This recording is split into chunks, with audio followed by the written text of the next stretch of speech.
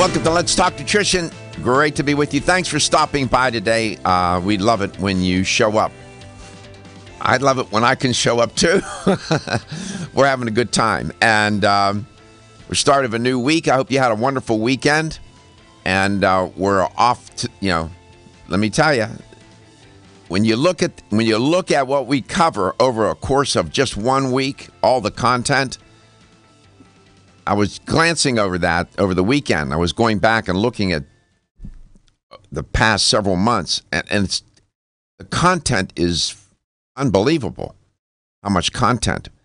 And it's not just how much, it's the quality of the content between the guests, myself, and others that make their way onto the show, meaning you. The others would be you, the most important part. The content is pretty remarkable, and I'm very proud of that. So, football this weekend, people watching football, did that. I didn't watch too much, maybe 5 minutes. I was busy writing, and the weather was just beautiful.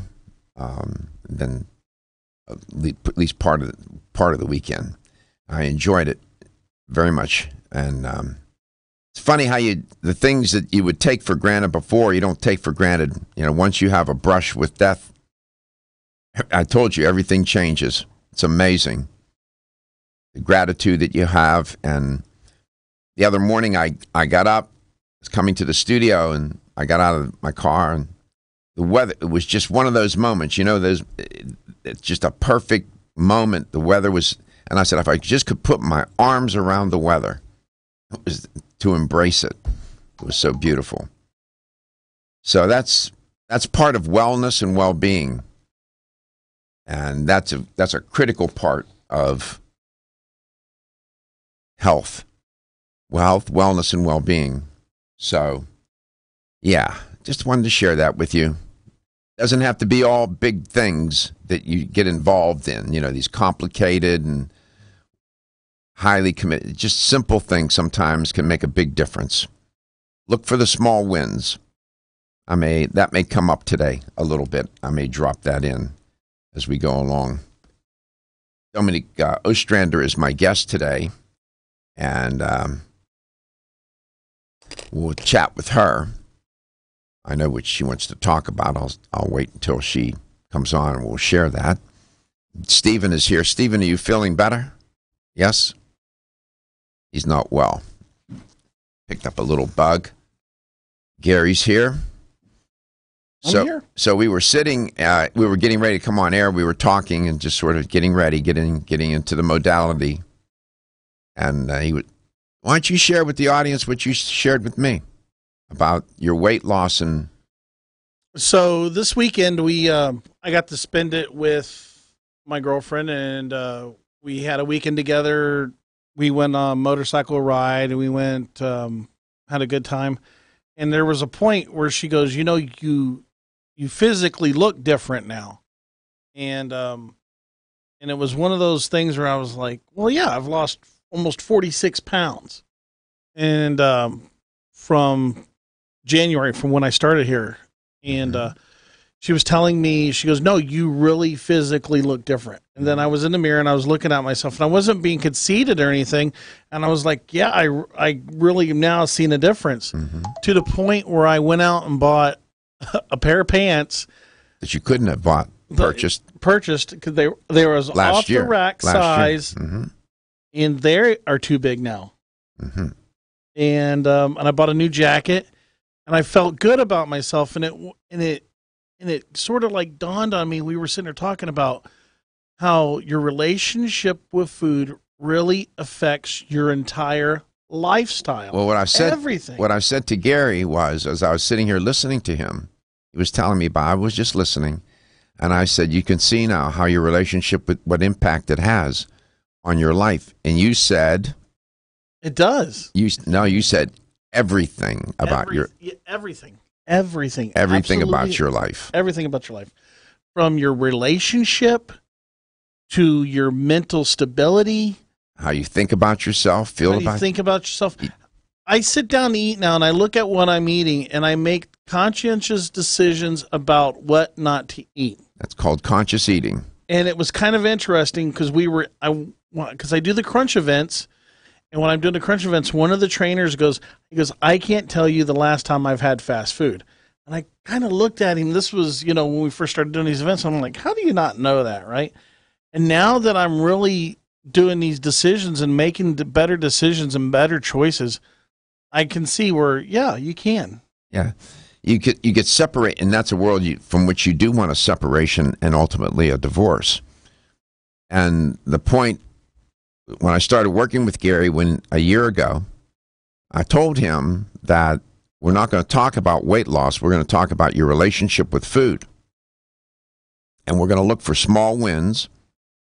And there will be moments when there'll be losses as well, when you will revert and, you'll take a few steps back. I said, but we'll just keep going forward. I laid it out for him. And so we're still working at it.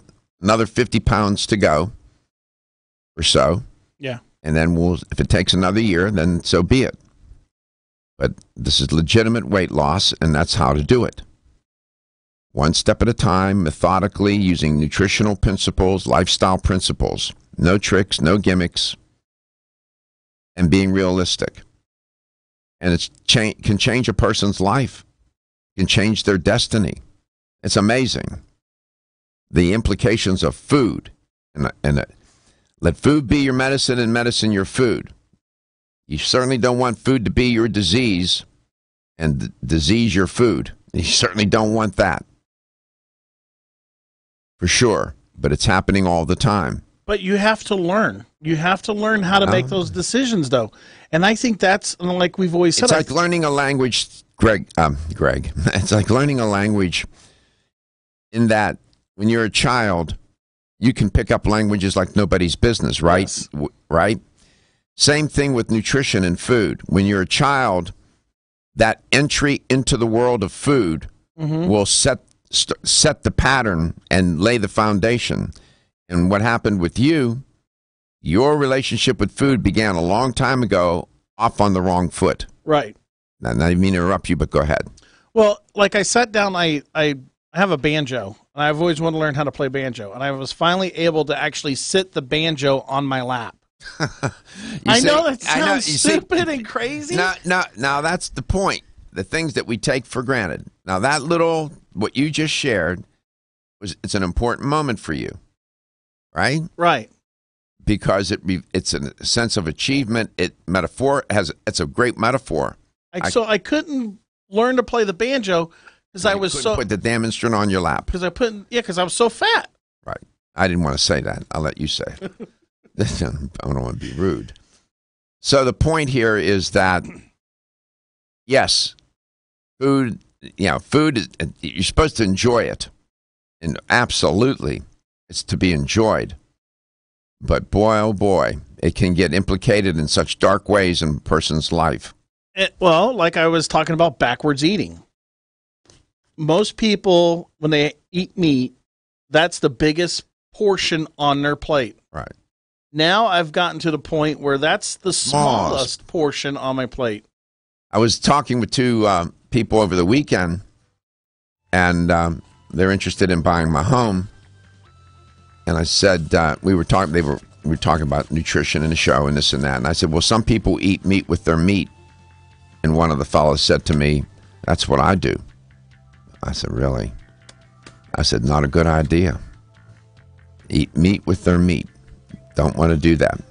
There's a new diet out. Oh, my God. Yet another one.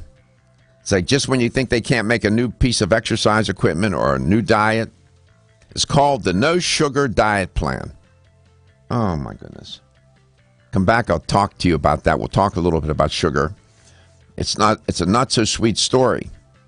And people get ridiculous. They just go off the chain altogether and gets them down a road that's dead end.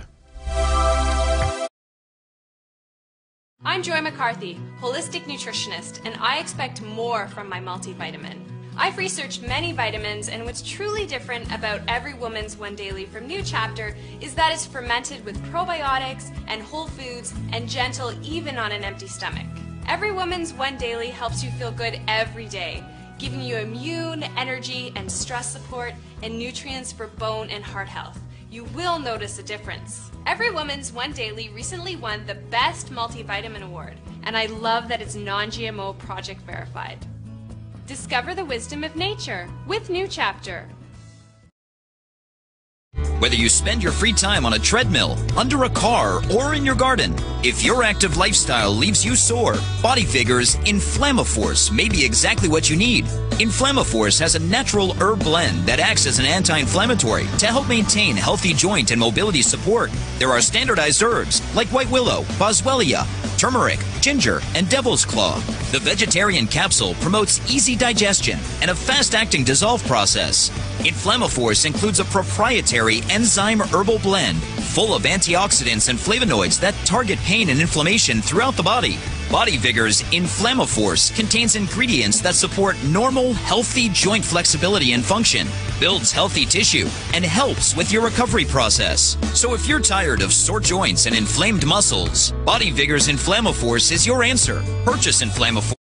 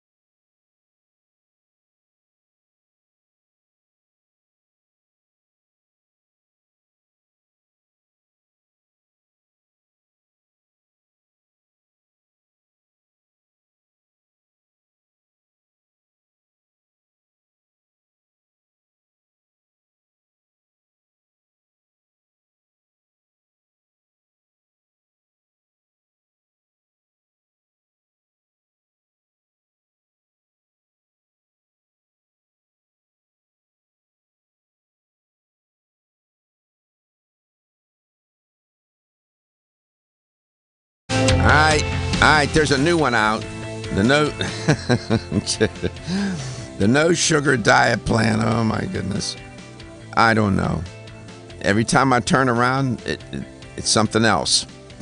Can't keep up with these boys. No sugar diet plan. Let me. I had it, and here we go.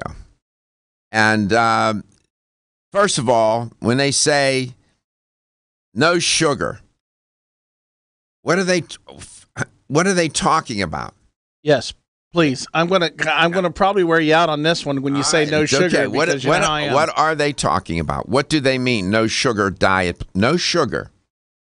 You're going to make it through the day for the rest of your life. Think about it. You're going to make it through every day for the rest of your life and not eat sugar. How are you going to do that, man? You're not. Can I tell you what I think sugar is? Well, just hold on. Let me report this, and then you can bombard me all you want.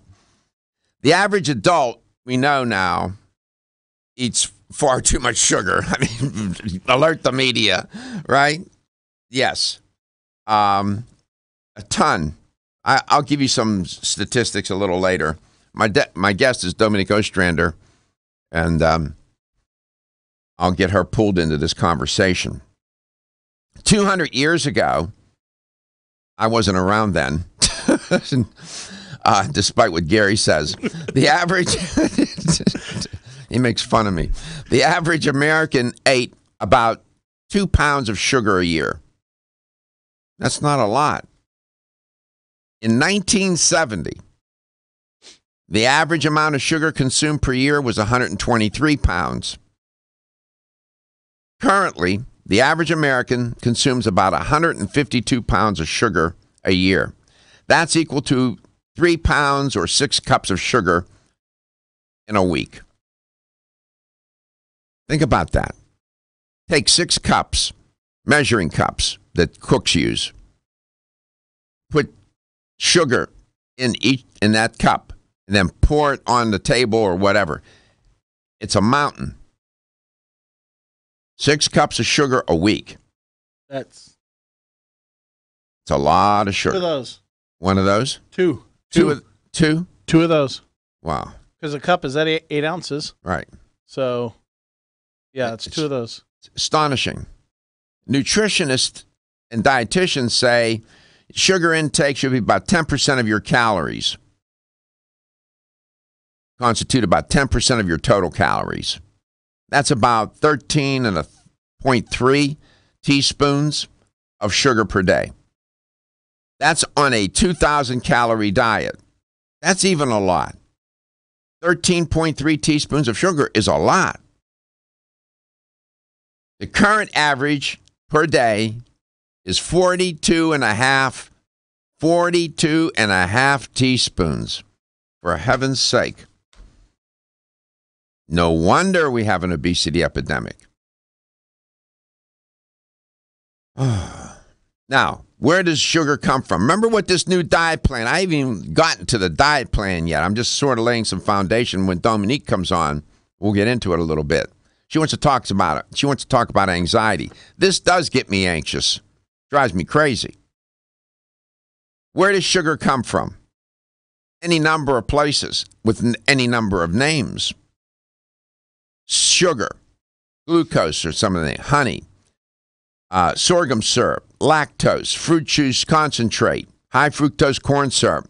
That one was made in nutritional health somewhere. Dextrose, fructose, corn syrup, sorbitol, molasses, maltose, corn sweetener, sucrose, brown sugar, syrup. I can go on and on.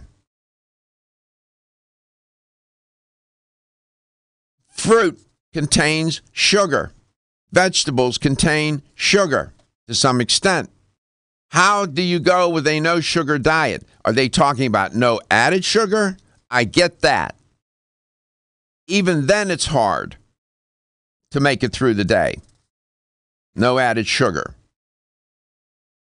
To give you an idea of how difficult it is to burn off the calories from sugar, if you ate 2 tablespoons of maple syrup, you went to IHOP, and you ate one of those, I don't even know what to call those things they're serving up these days. And you put 2 tablespoons of syrup on it. That's 111 calories.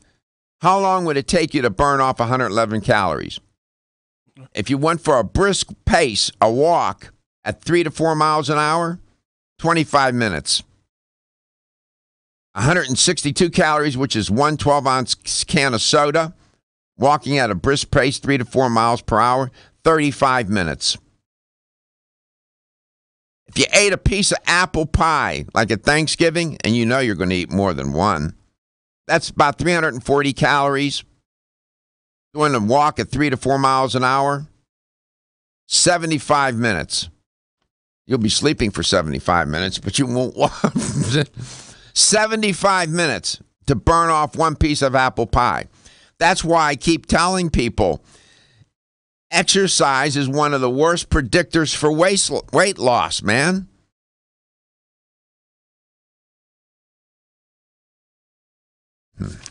No sugar diet. Come back. We'll talk with Dominique. I'll tell you what that's all about. The no sugar diet plan. Good luck with that, buddy. You set people up to fail. You're going to take a human being that's been eating sugar his or her whole life, and now you're going to tell them no sugar. Really? Good luck. I know a thing or two about behavior and behavior change.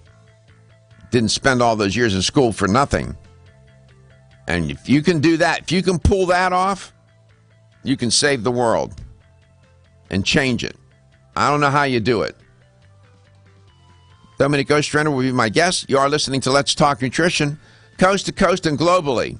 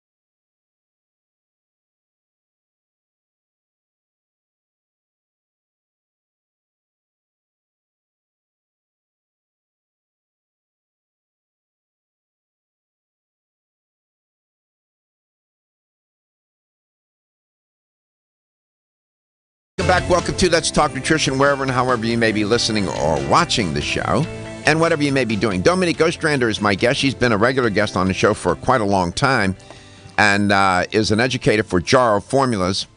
Has her master's degree in exercise physiology, and worked with cardiac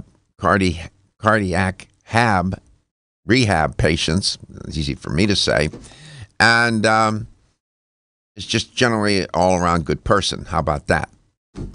Sold American. Miss Ostrander, welcome back to the show. It's great to have you on.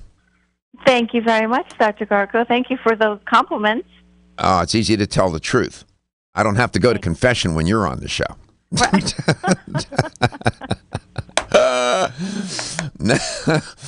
No, tell no lies.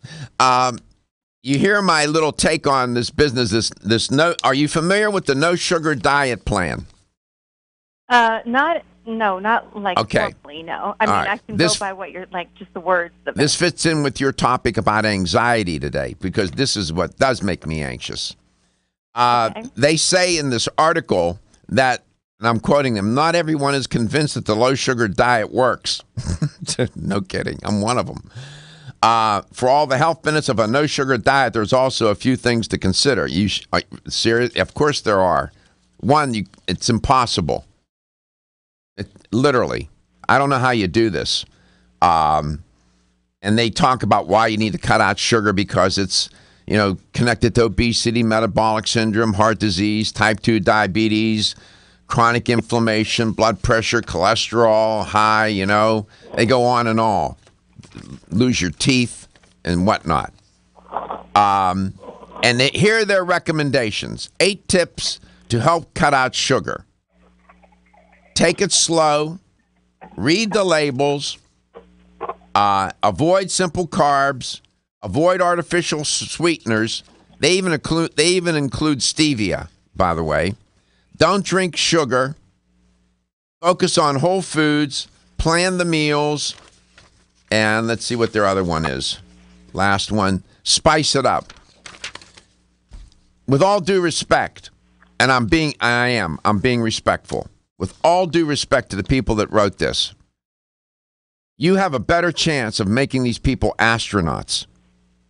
Get them into NASA. They will be on Mars before they succeed at this. Those are nice things to say. It's very difficult to do those 8 things. It's difficult to get them to just do one, let alone 8 behavioral changes. Go slow and whatnot. Okay, I get it. That's wonderful to say. But at the end of the day, when that apple pie is sitting there on the table at Thanksgiving, do you think they're thinking about those 8 steps? Hardly. That's my take. What's your take? Well, my take is, what does that entail them actually eating? So, for example, even lettuce has 1 gram of sugar. So I don't know. It's like I said, it's impossible. I don't know how you do it. That's what I'm saying. So it would require them to eat meat. They have to eat meat with their meat. Right, that would be it. Right, a meat with a side of meat. So it would be breakfast. I mean, eggs don't have sugar in them. So it would be any animal, eggs and meat. That would be their diet. Yeah, well, because even vegetables can have 1 gram or 2 grams of sugar, naturally occurring sugars. Absolutely. It's the added, and now if they're talking about added sugar, right, I get that. Yeah. Daily consumption of added sugars in the U.S. averages about 3.2 ounces and has increased substantially since 77 through 78 and up to the present. It's just remarkable how much added sugar is in the diet. We'll go through that as we go along. You wanted to talk about anxiety. There is a nexus between sugar consumption and anxiety. Absolutely. And low blood sugar and anxiety. Do you want to talk about that? Well, I wanted to talk about anxiety, number one, because we're coming into the height of the holiday season. Halloween is always the kickoff for that. And yeah, it does scare me. Go ahead. I can't begin to tell you, in the last week, and I have been in different parts of Florida over the past week, and every single account that I have been in someone has said, "What should I do for anxiety?" It was as if it was this constant theme, and so again, what do you think? Why do you think? Why do you think that theme was emerging? Do you think it's the holidays? I think it's. I do. I think it's. There's so many factors. Whether it's this time of year we associate with losses, with just stress of relatives, family dynamics, all the preparation involved, trying to work and bake and do all the things that holidays involve, and the list goes on and on. I think it's so multifactorial, and for a lot of people, eating habits change, sleeping habits change. We've talked about that for years. There's a lot of contributing factors. There is some work.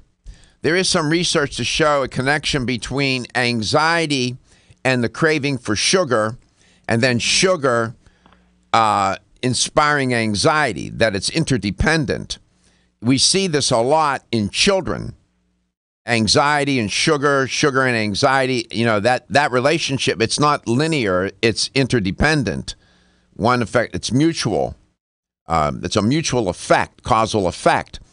I mean, have you ever seen somebody on a sugar rant or craving when they can't get enough sugar?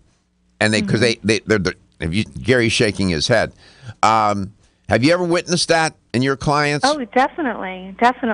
And on the other side of that too, there is something when women especially are prone to hypoglycemia more than men, and when a woman becomes hypoglycemic, and let's say she has panic disorder or she's prone to anxiety, having drops in blood sugar will also bring on panic attacks or anxiety.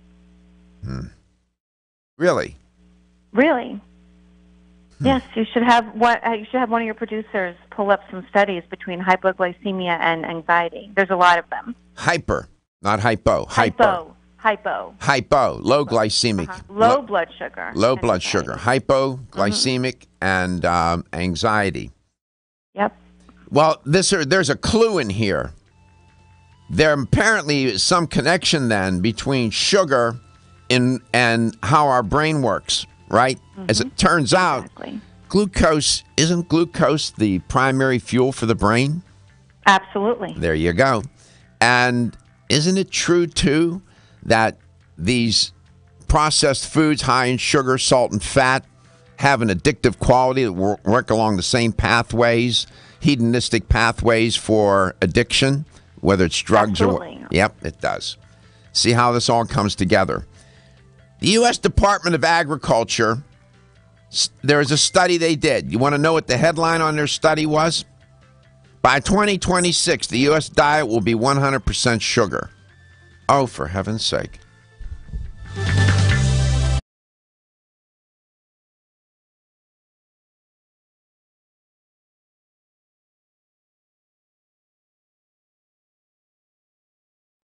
Whether you spend your free time on a treadmill, under a car, or in your garden, if your active lifestyle leaves you sore, Body Vigor's Inflammaforce may be exactly what you need.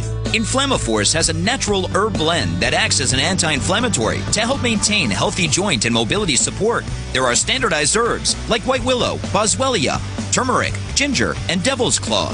The vegetarian capsule promotes easy digestion and a fast-acting dissolve process. Inflammaforce includes a proprietary enzyme herbal blend full of antioxidants and flavonoids that target pain and inflammation throughout the body. Body Vigor's Inflammaforce contains ingredients that support normal, healthy joint flexibility and function, builds healthy tissue, and helps with your recovery process. So if you're tired of sore joints and inflamed muscles, Body Vigor's Inflammaforce is your answer. Purchase Inflammaforce exclusively on Amazon.com.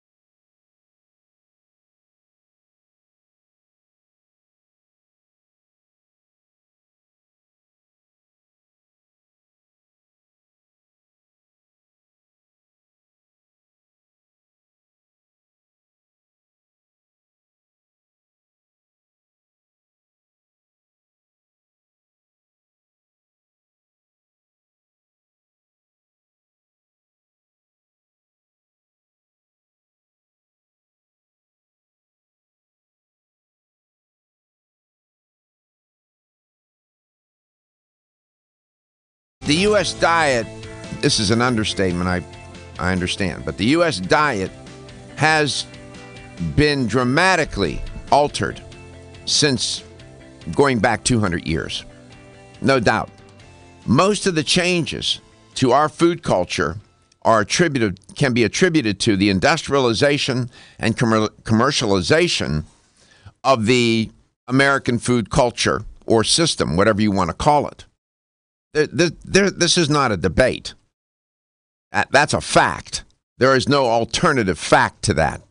Alternative facts, by the way, just so you know, are lies. In all my training as a social scientist, never one professor ever taught us about alternative facts. Okay, so food is a culture. And the reason why I say that is all these new groups that are popping up, all these foodies, all these people that, you should eat Yelp. I mean, think about it. All this social media that's you're dialed into that world. Yes, I see it every day. I see people posting stuff that have diabetes. Oh, I'm getting ready to eat such and such, and I'm like, you have diabetes. They've lopped off part of your foot, and that's what you're eating. And I think, that's not even enough to deter them, right? No. Just as with a cancer patient, lung cancer patient who smoked, you'll see them sitting. I've seen them at Moffitt sitting outside smoking. I think my biggest deterrent was you taking me to. I took you to chemo with me. And I was like, all right, I've got to do something. I need to pull this act together. And that's a true story. Dominique, welcome back. What I did one day, and he didn't know, we did the show, and it was on a Monday. I used to do chemo every Monday. And I said, you're coming to chemo with me today. He said, okay. So I took him. And he got an eyeful, believe you me, what he saw. At one point, Dominique, we were sitting there, and I had the IV in my arm, and I leaned over, and I whispered in his ear. I said, Gary, you don't want to end up in here. That's all I said. You don't want to end up in here. And he knew what I meant. And that's all I said. And I let it be at that. So, I'm just saying. Anxiety, you wanted to talk about it, and it is connected to food, no question. It's connected to many things. But what was on your mind principally about it? Well, principally was how are we going to approach, what are the tools that we can put in our toolbox, so to speak, to help us deal with anxiety, whether it's something we suffer from seasonally, daily, cyclically, whatever it is, what can we offer in terms of education, in terms of supplement support that would help support somebody with anxiety and actually support what chronic anxiety does to a person and the exhaustion and the adrenal fatigue and the things like that. How can we help educate and support consumers that are suffering from anxiety? I guess when you read sociology studies and even the more relaxed literature, science literature, trying to describe society, one of the defining features of modern day life is anxiety. Mm-hmm. A world and a society beset with high levels of anxiety. And then when you look at the prescription medications to moderate it, then you start to say, oh, the drug companies are pretty smart people that work in these places, and they make drugs that address certain issues they know that pervades the entire population darn near. I'm exaggerating to make a point. And anxiety is one of them. I don't know how many anti-anxiety drugs are out there, but you've seen your share of them in your work in hospitals and whatnot, haven't you? Oh, absolutely. Absolutely. In fact, and that's the whole thing. It's that they've become so readily prescribed as if there's no effects. And the bottom line is that this class of drugs, the benzodiazepines is the class of drugs typically that are used for anxiety, are very short-acting drugs. And so the shorter acting a drug is, the more addictive it is. And so that's a problem. Anxiety, if you go into the DSM-5, Diagnostic and Statistical Manual of Psychological Disorders and Diseases, the 5th edition, generally anxiety is a sense of a sense of worrying and feeling of worry, nervousness, unease. Usually you have this about some imminent event. You're anxious about a test or about giving a speech or about proposing to somebody or about whatever it might be, and it has an uncertain outcome. Even when you know the outcome, and even when you have done something repeatedly, you can still get anxious, right, Dominique? Oh, absolutely. And it's interesting that when we're suffering from depression or anxiety, something that's correlated with a negative emotional state, we somehow think and extrapolate that this is going to be the way the future is. Yet we don't extrapolate that when things are going good, things are happy. It's kind of an irony, I think. Why don't we think about that? Because our experience, good and we're happy. Well, our experience teaches us when things are bad, they tend to get worse, and when things are good, they tend to get better. And so when things are bad, out of experience, we know that things will tend to get worse. That inspires anxiety. Now, those are just general principles here that I'm just trying to make a point to support what you just said or answer your question. We are very susceptible to anxiety. Children, they're so honest. Their anxiety is wide open. I mean, you can tell when a parent knows when their child is anxious and upset, right? It's obvious. Sometimes with adults, it's obvious, but sometimes they suppress it. That's even worse yet, right? Right, exactly. Food can inspire anxiety. Believe it or not, biochemically can exacerbate anxiety. Uncertain events with uncertain outcomes, even certain events with certain outcomes can inspire anxiety. Depends on a lot of ways on how you're wired and how you were raised and so on. All these variables, it's very complicated. But Dominique alluded to supplements and lifestyle. We come back, we're going to explore that. Maybe you have a thought or two. Give us a call. You can reach us at 877-897-8255. That's 877-897-8255. Anxiety disorders. Wow. We've all had moments of anxiety. I certainly have had them. You've had them. It's hard to avoid. How do you do that? I dare say we could go into a Buddhist monastery and they're probably anxious about not being anxious. You are listening to Let's Talk Nutrition, where we try to tackle these issues and problems realistically so that we don't inspire anxiety.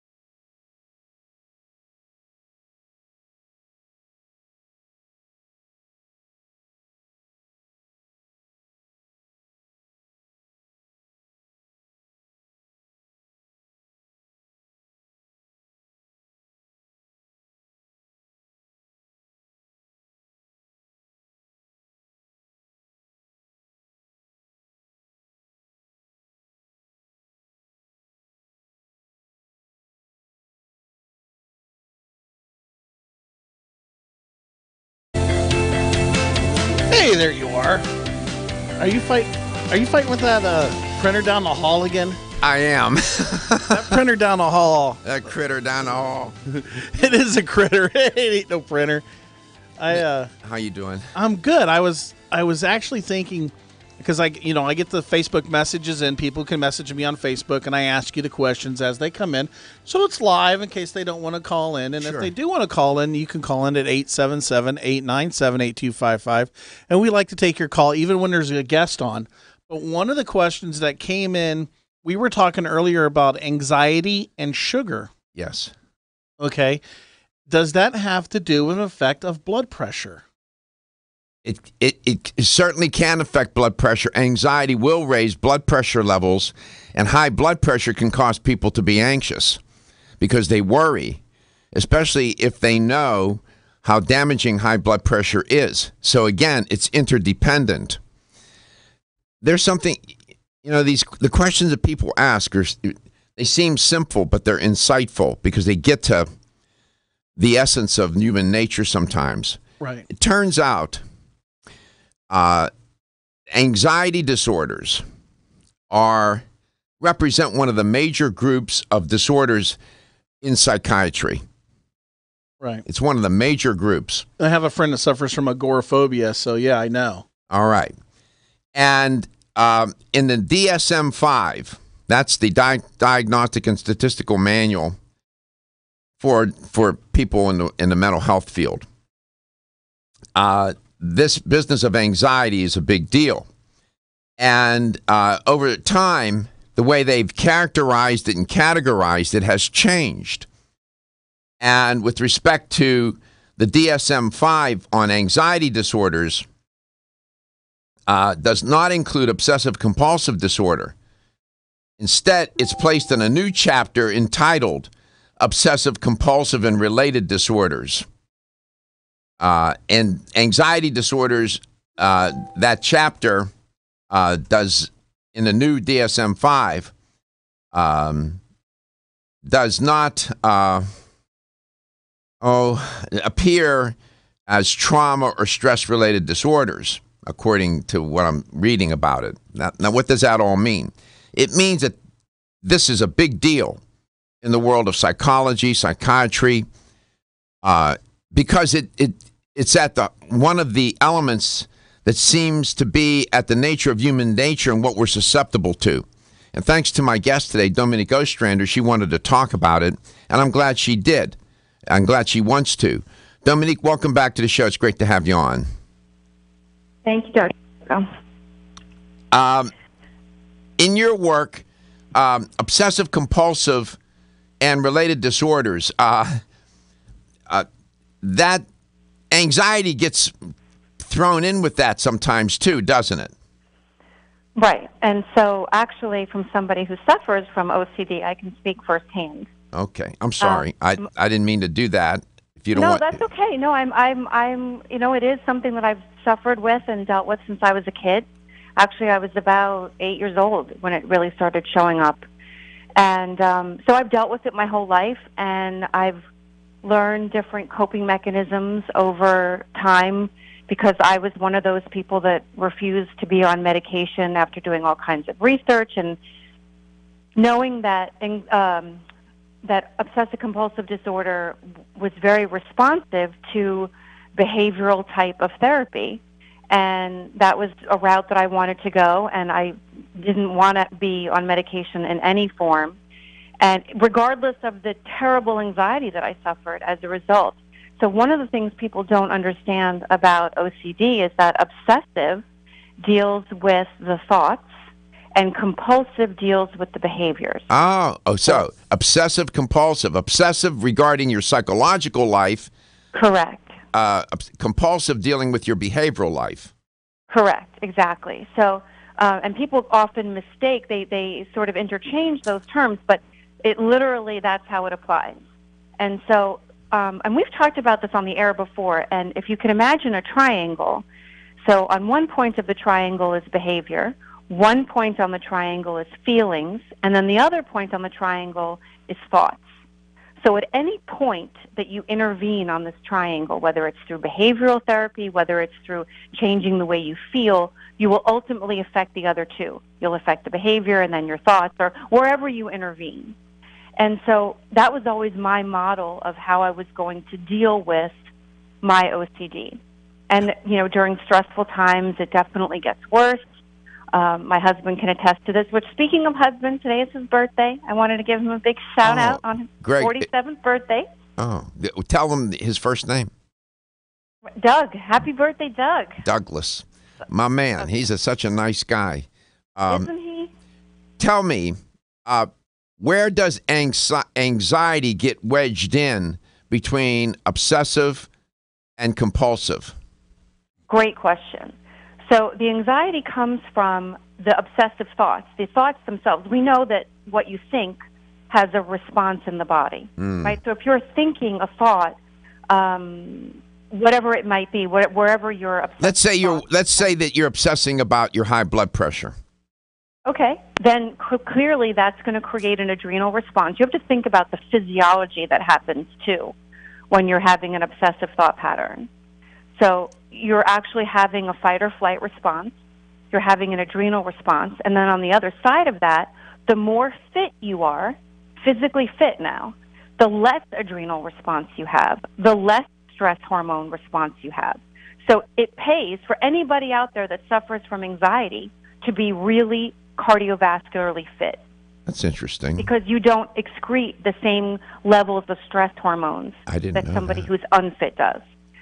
So besides dealing with that, then you might have anxiety around the ritualistic behaviors that compulsiveness deals with. So let's say you're a compulsive hand washer and you can't wash your hands. That would create terrible anxiety. So if somebody's obsessed, they went to the doctor, and the doctor said, Bob, your blood pressure is off the chain. It's well over 200. You're at like 220, 200, 225. And Bob has OCD. Now he starts obsessing about it. That's right. It's on his mind. It's on his mind. What behaviors might he start to engage in that would correspond with his obsession now with high blood pressure? I'm guessing taking his blood pressure repeatedly all day long, every hour. Right. Mm-hmm. He went to CVS and bought himself a cuff. Right. And so now he's got it in the car. He's taking it to the office. He's at dinner. We're having a wonderful romantic dinner with his wife, and he pulls out his cuff and measures over the salad. He's measuring his blood pressure. I'm not making that up. That stuff happens, right? Mm-hmm. So that's a good example. That's a wonderful example. He's constantly measuring his blood pressure. Mm-hmm. Describe where anxiety would come in here for him? Well, a lot of it is becoming anticipatory. So let's say Bob then hooks up his blood pressure cuff, and so he's suffering from anticipatory anxiety of what those numbers are going to read. Mm. And he could also have anxiety. It could be inspired, the anxiousness, the uncertainty about having a heart attack or dying too young or so on. Or a stroke or something like that. Exactly. Absolutely. So that's how it works. Okay. And the thoughts then get stuck. They're stuck. And so, we have the tools for... When you say stuck, in other words, you keep playing the same newsreel over and over and over. Over and over and over and over. That's maddening. Yeah. It is maddening. It's insane. I lived with it. It was... was it with weight or what? No, it was with she would check everything. She was a checker. Who's she? Mm-hmm. My ex. One of my exes. She was a checker, and we couldn't leave the lights off, the door is locked. The stove. And then off, right? Yeah, exactly. And she had this whole ritual before we could leave the house. Well, I'm just curious. Exactly. What did she do about you? What checks was she doing? Never mind. No, I'm just kidding. Checks mix. Anxiety and how it can undermine your wellness and well-being, and then your health. In that it can inspire high blood pressure. It can raise cholesterol levels, right? Because you got that stress response kicked in. Man, this is so intertangled. I love it.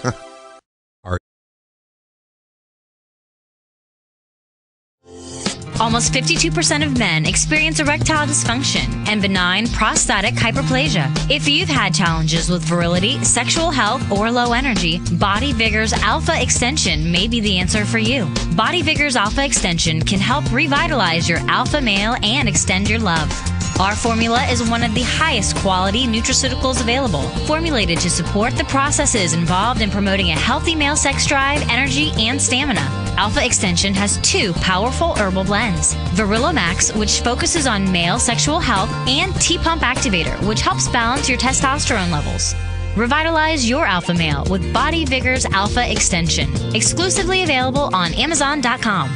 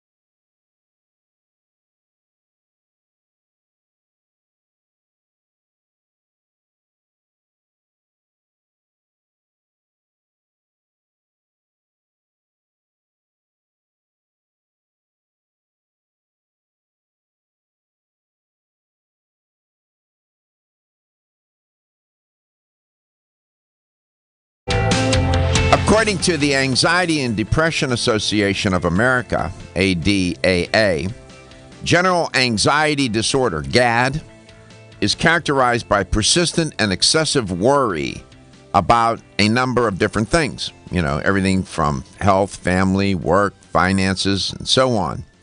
And people suffering from GAD find it difficult to manage or control the amount of worry and when it happens, right? The worry that they have seems to be not commensurate with reality at times. In other words, it seems like way over an overreaction. And when it's diagnosed, then your therapist tries to help you moderate it, work through it. It affects about 7 million adults in the U.S. population, general anxiety disorder. I suspect there are a lot of people walking around with it that have not gone to a physician, psychiatrist, or a psychologist and been diagnosed. I'll bet there's probably just as many walking around undiagnosed. Dominique Ostrander wanted to talk about anxiety today because the holidays are upon us. And ironically, people wanting to do good things end up becoming awfully anxious. Dominique, welcome back. Thank you. What did you have in mind to help either biochemically or any other way to help people manage their feelings of anxiousness and the feeling of gloom and impending doom and whatnot?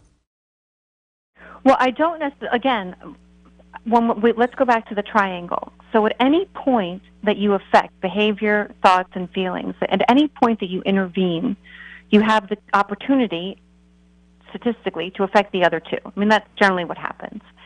So if we affect the way we feel, let's say we're sleeping better, we're a little bit calmer, then we're going to affect our thoughts, and then we're going to affect our behavior. So at any point that you intervene, you're going to affect the other two, behavior, feelings, and thoughts. So from a supplement standpoint, there are certain supplements that are known to be very supportive, like, for example, 5-HTP, which is an amino acid naturally produced by the body from the essential amino acid L-tryptophan. So 5-HTP is an immediate precursor to serotonin and melatonin. So by supporting this precursor production, you're going to, what happens is you support better sleep, mood, concentration, calmness, and those things have an effect over time, helping a person to just feel better. So you're trying to disrupt that cycle of anxiety. It gets caught in a loop. So you're trying to disrupt it by working on the variable of just getting better sleep and rest. Exactly, because a lot of times when people have anxiety, sleep is an unknown entity, and at night, even for people that don't suffer anxiety, like true anxiety disorder, nighttime can be a time of anxiousness. For example, the light, all the thoughts start coming, and whatever it is, and so I think dealing with sleep is number one issue. You really believe that in your heart and soul? I do. I believe that helping a person sleep, we all know how bad a day feels when we haven't slept. And you think that being sleep deprived, suffering from sleep deficiency exacerbates general anxiety disorder, or emphatically so. Uh-huh. You've experienced this. It sounds like you've experienced it. Well, I've experienced the effects of lack of sleep. And I know that, for example, when women they have new babies.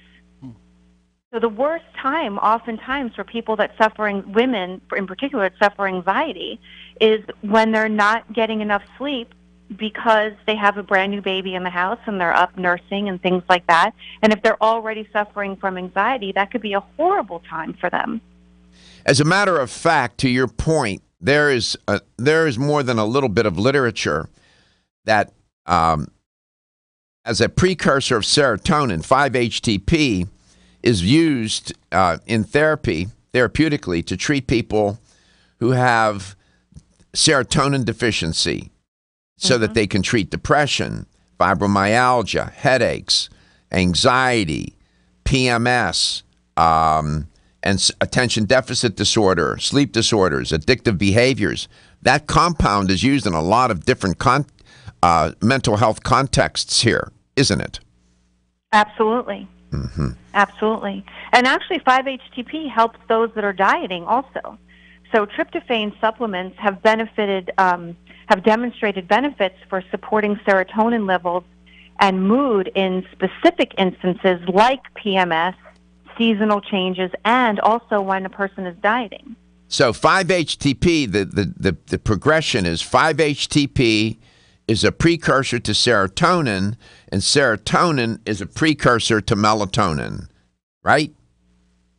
Right. So the melatonin, a lot of people listening and watching the show take melatonin to sleep at night. But can you take 5-HTP during the day, or do you take it before you go to bed? When we come back, maybe you can address that and what Jarrow formulas you have in that supplement. And then I suspect that you have other supplements that have different compounds in them that would help with anxiety or general anxiety disorder. The holidays are upon us, and people wanting to do good things and the right thing end up getting so stressed and so anxious about things.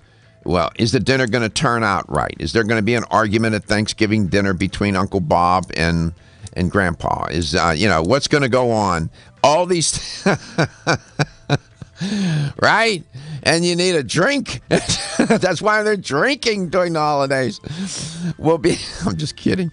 We'll be back. You are listening to Let's Talk Nutrition, coast to coast and globally.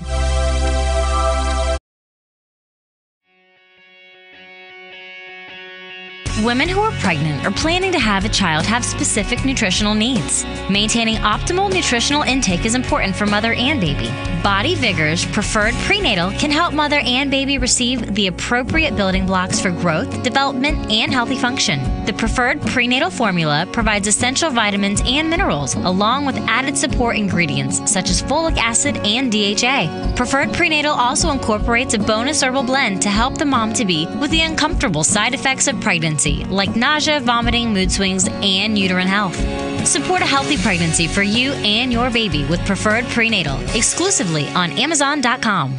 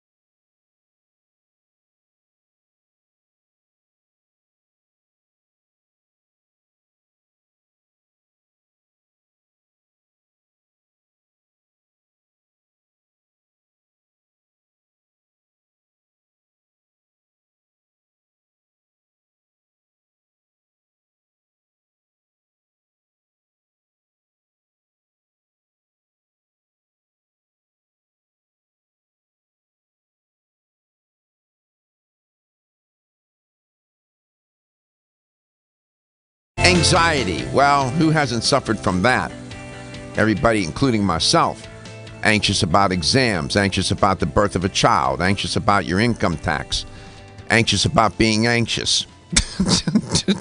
That's true. I know it's true. There's people that like that. They're anxious about, okay, I'm going to be anxious, and then they get more anxious, and then it's... Yeah, telling somebody who's anxious not to be anxious is ridiculous. Or telling somebody, just relax and be yourself. That's a paradoxical statement. Once you tell them that, whatever they do now, they're not being themselves. Yeah, you get it. So, Dominique Ostrander is my guest. Dominique, you mentioned 5-HTP, which is a precursor to serotonin. Then serotonin is a precursor to melatonin. It turns out that L-tryptophan is the first link in the chain. It's an amino acid that produces 5-HTP that leads to serotonin that leads to melatonin, correct? Correct. And that myth about if I eat turkey, it's the L-tryptophan puts me to sleep, you'd have to eat a couple of turkeys to get enough a therapeutic dose of L-tryptophan to make that happen. It's the pie and all the potatoes and everything else you ate that puts you to sleep. And that nonsense about, no, man, I'm not buying it. So, what about L-tryptophan? Would you recommend that? I do. I mean, back in the day, L-tryptophan got a bad rap. I don't know if you remember that. I remember. Taking it off the market. And so, but it is safe. It definitely is safe. And it promotes restfulness, mood. By the way, it's only amino acid. It's an amino acid.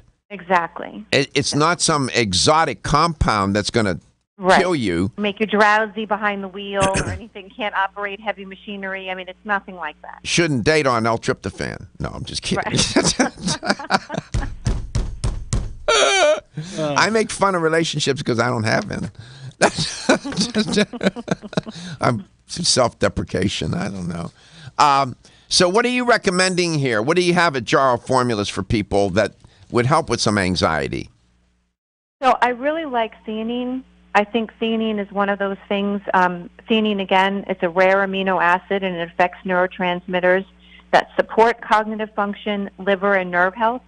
So I like theanine because it's very calming. Theanine is what's in green tea. So in spite of the caffeine, you get relaxation benefits from the theanine. And I think that for people that tend to be anxious throughout the day, theanine is something that they can take. It works great in conjunction with 5-HTP to help support calmness and mood. And again, we're intervening at that triangle on how we feel to then affect what our thoughts are and then our behaviors. Here's a quiz question. All right, everybody listen up. Here's the question. What is the most widely consumed beverage after water? Gary, guess? Coffee? Dominique, what do you think? Gosh, I would have to say coffee. I would hate to say, tea. Well, it's tea. Tea, yeah. I was like, because people drink tea is the most widely consumed beverage after water. Worldwide. Tea is known as a source of flavonoid antioxidants. And you mentioned L-theanine, which is another amino acid. L-theanine increases alpha brain waves, right? Right, exactly. Which relaxes the mind without inducing drowsiness. Nature is so clever. The L-theanine is in the green tea, which has caffeine in it. But nature says, well, if we don't put the L-theanine in, it'll be too much RPMs. So we need to reduce the revolutions per minute, so to speak. So let me put in a little bit of L-theanine in the green tea. How smart nature is, right? Exactly. And theanine is also a building block for GABA. So, and GABA is a neurotransmitter, and that influences the release of two other neurotransmitters, dopamine and serotonin. GABA meaning gamma-aminobutyric acid. Exactly. So this can get confusing now. The listener or viewer is saying, wait a minute, I'm taking notes here. You mentioned tryptophan, serotonin, melatonin, L-theanine, GABA. What do I'm doing? What am I do? What do I do? What do I take? And they're getting anxious. You're creating anxiety. What are you saying here? What should be done as a protocol? Well, there's different. You have choices. So you can take tryptophan and 5-HTP. You can take 5-HTP and theanine. You can do tryptophan and theanine. I mean, it just depends on really what you're feeling, and that would just depend on. I'd have to really talk to a person and get to see what they're feeling, and if sleep is the issue, if mood is the issue, if calmness is the issue. You know, it probably requires some more questioning. This is why it's good to go into a health store. If you order on Amazon, you can't. You know, if you sent them a question, nobody to answer your question. They're not going to be able to answer that for you.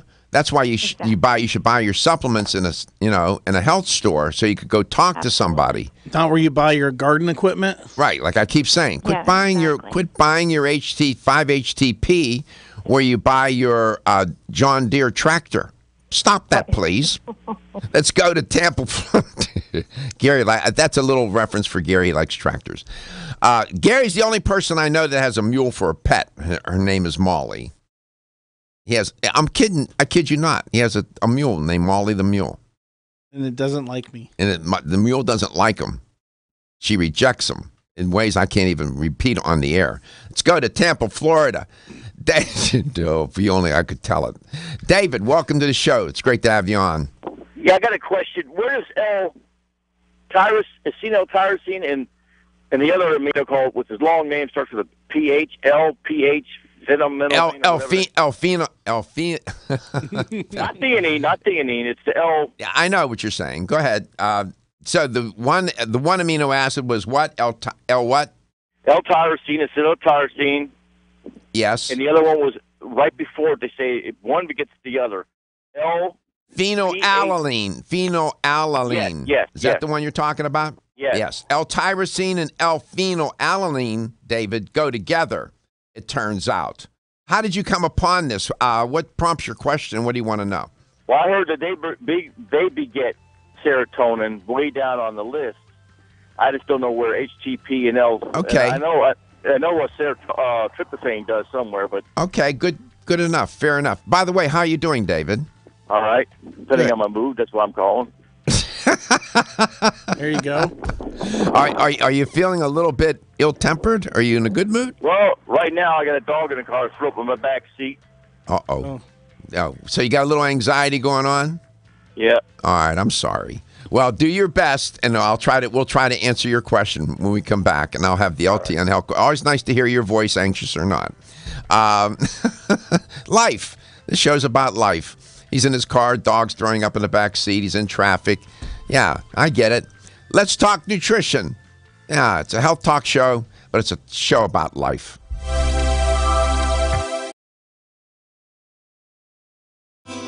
Are your joints feeling out of date and stiff?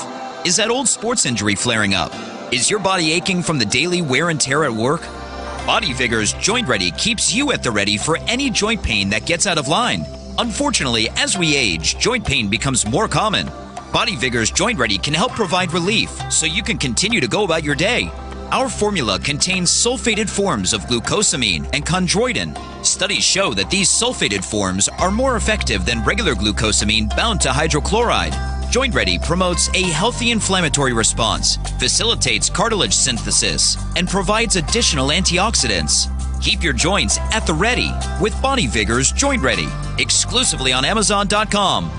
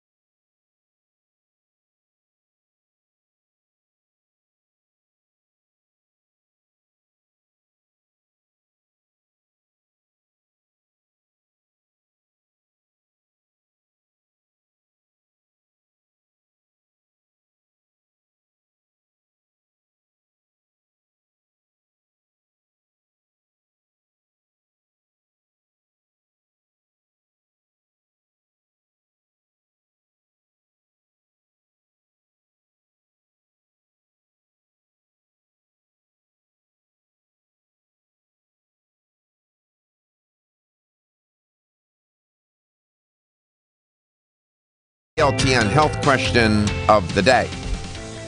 My guest today, Dominique Ostrander, has been talking about anxiety, and she was mentioning that there are certain compounds that get implicated in anxiety. And one of the things to do to moderate anxiety and its effects is to get better sleep and rest, which led her to talking about 5-HTP, which is a precursor to serotonin, which is a neurotransmitter, which is a precursor to melatonin, which is a hormone. And the melatonin helps you sleep better. Here's the question. What is the first link in that chain? Is it L-tryptophan or L-tyrosine that comes before 5-HTP? What is the first link in that chain from 5-HTP to serotonin to melatonin? Is it L-tyrosine? Is it L-tryptophan or L-tyrosine? I'll give you a hint. Thanksgiving. Here's the number to call to win a $25 supplement gift card. 877-897-8255. That's 877-897-8255. Okay. We had David called Dominique. You heard his call. L-tyrosine versus phenylalanine, easy for me to say. Mm-hmm. And can you use them together? What's your take on those? Well, you don't really have to use them together. I mean, because tyrosine is a precursor of phenylalanine. So tyrosine it's an important precursor to thyroid and adrenocortical hormones, as well as neurotransmitters, dopamine, epinephrine, norepinephrine. So you're right. I don't necessarily think you have to take them together. I think you can just take L-tyrosine, and it's not an essential amino acid, meaning that our bodies... you don't have to... Your body does make exactly. it? Your body does make it? Yes, exactly. Our bodies make it. Mm-hmm. So L-tyrosine and L-phenylalanine, what would they help if you took one or the other or both? What would they help do? Well, as we age, for example, so brain dopamine production declines. So tyrosine really does support brain metabolism and increasing dopamine levels. So I would say, and dopamine is still a feel-good hormone, so to speak. Uh-huh. L-tyrosine, you can... on a physical level, it does affect you as you age, too. I see. So, for example, like dopamine levels that are declining as we age also will make a stiff gait, sort of jerky, reflexive movements. I mean, there are other things involved in that aging process. It's not just a cognitive decline. I see. It's a physical manifestation as well. Okay. Let's go to Sun City. And Dell is in Sun City. Dell, welcome to the show. I hope you're having a nice Monday. Thanks for tuning in. Yeah, and you just keep sounding so good, and I know the stuff you've been through, and I don't know how you do that. I don't know either. We'll keep doing it. Well, I'm trying. Somebody asked me that same question. Yeah, funny you brought that up. Somebody asked me the same question yesterday, as a matter of fact, and my answer to them was, I really don't know. I'm writing about it. Hopefully, I'll have the time to write the book, and maybe I'll get a chance to share that and what my experience has been, and so that others might learn from it. Yeah, it could be very helpful. Well, thank you, Dale. How you doing, pal? Hanging in there. I'm going with tryptophan. Yeah, good for you. You want to go with L-tryptophan? Let's see. All right, good enough. L-tryptophan will work for you. You win. I don't. If it's a right answer or wrong answer, it's good enough, Del. How are things out there in Sun City?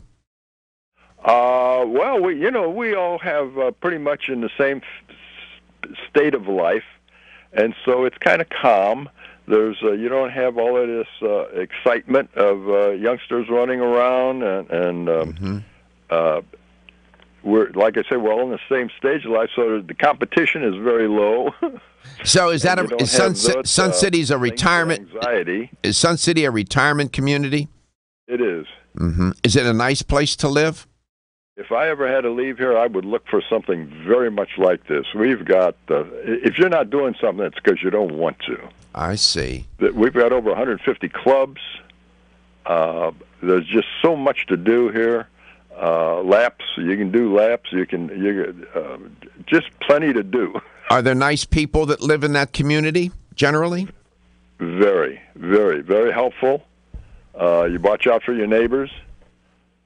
Get the salesmen coming through here, and boy, we keep a close eye on them. So, in other words, the quality of your life is pretty good, and that's important to you in terms of your health, wellness, and well-being, huh? It does help. You're saying that the anxiety levels, do people worry about passing away and getting sick there? Probably, but, it's just not, we pass it off. Okay, well, that's life. I see. So it's not, nobody's obsessing about it, playing canasta or playing cards or doing whatever you all do. You're not all talking about that all the time. I would agree with that summation. Well, good for you. I'm glad that your life is good and you're enjoying your life and your day-to-day life. And I live in the moment. The answer to your question was, I live in the moment one day at a time. That's how I live. And that's Very interesting. And that's how I made it. Otherwise, I wouldn't have made it. And, of course, I prayed to my mother and I prayed to God. And, that's what I think is going on. But I'll share that, God willing, if I have the time. I'll put it in the book, and then you'll understand what I went through and how and why and what for and what not. Thank you. And we appreciate you. Gary likes you. We think a lot of you around here. You always call with a hopeful message, and we like that. We do. We do. So thank you so much, and you had the right answer. Congratulations. You won a $25 supplement gift card. Thank you very much. It's helpful, very helpful.